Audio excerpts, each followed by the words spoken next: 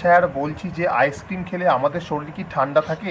না, আমাদের মানুষের মধ্যে এই একটা ভুল ধারণা আছে যে আমরা আইসক্রিম খেলে নাকি আমাদের শরীর ঠান্ডা হয়ে যায়। আসলে ব্যাপারটা আমি একটু বুঝিয়ে বলি তোমাদের। যখন আমরা আইসক্রিম খাই দেখবে আমাদের মুখ বা জিভে একটু ঠান্ডা লাগে, কারণ ঠান্ডার অনুভূতি হয়। কারণ সেখানে আমাদের যে উষ্ণতা, মুখ বা জিভে যে উষ্ণতা, সেটা কি হয়, তুলনামূলক একটু কম হয়, যার কারণে আমাদের মুখ বা জিভে ঠান্ডার অনুভূতি হয়। এবং সেই আইসক্রিমটা যখন আমরা খেয়ে নিই, আমাদের পেটের মধ্যে যায়, তখনও কিন্তু কিছুটা প্রাথমিকভাবে ঠান্ডার অনুভূতি হয়। কিন্তু সেই আইসক্রিমটা যখন হজম হতে যায়, সেই আইসক্রিমের মধ্যে যে সকল উপাদানগুলি থাকে, অর্থাৎ যে সমস্ত উপাদান দিয়ে আইসক্রিমটা তৈরি, যেমন ধরো সে আইসক্রিমের মধ্যে ফ্যাট থাকে, কোনো কোনো আইসক্রিমে দুধ থাকে, চিনি বা শর্করা থাকে।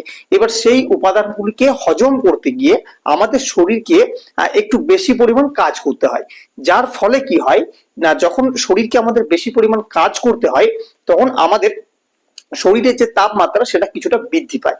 এর ফলে আইসক্রিম খাওয়ার পর প্রাথমিকভাবে আমাদের ঠান্ডা লাগলেও আমাদের শরীর কিন্তু প্রকৃতপক্ষে ঠান্ডা হয় না, বরং আমাদের শরীরের যে উষ্ণতা সেটা কিছুটা বেড়ে যায়। ঠিক আছে, এই জিনিসটা মাথায় রাখবে।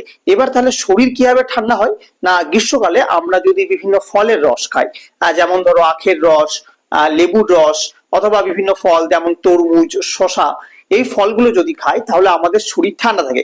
কারণ সেই ফলগুলোর মধ্যে বা ফলের রসের মধ্যে এমন কোনো উপাদান থাকে না যে সেটাকে হজম করার জন্য আমাদের শরীরকে বেশি পরিমাণ কাজ করতে হয়, যার ফলে আমাদের শরীরে তাপ উৎপাদন হওয়ার সম্ভাবনাও থাকে না, তাই আমাদের শরীর ঠান্ডা থাকে।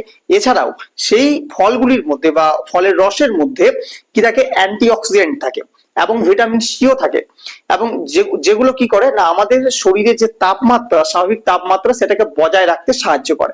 এর ফলে এই ফলের রস এগুলো খেলে আমাদের শরীর ঠান্ডা হয়। কিন্তু আইসক্রিম খেলে কখনোই আমাদের শরীর ঠান্ডা হয় না, শুধুমাত্র প্রাথমিকভাবে ঠান্ডা হয়।